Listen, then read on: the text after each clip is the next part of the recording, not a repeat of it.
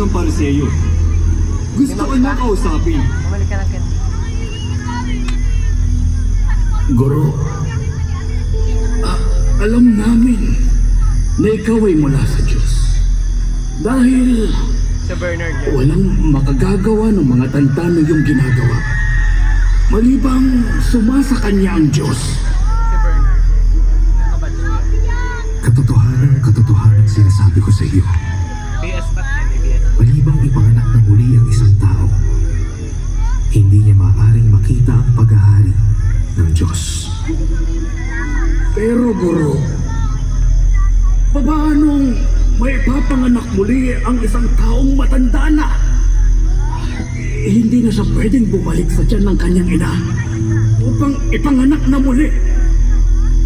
Ang ipinanganak sa pamamagitan ng tao ay may pisikal na buhay. Ngunit ang ipinanganak sa pamamagitan ng banal na espiritu ay nagkakaroon ng bagong buhay na espiritual. Sa ganitong paraan, inibig ng Diyos ang sanlibutan. Kaya ipinagkaloob niya ang kanyang bugtong na anak upang ang sino mang sumampalataya sa kanya ay hindi mapahamak, kundi magkaroon ng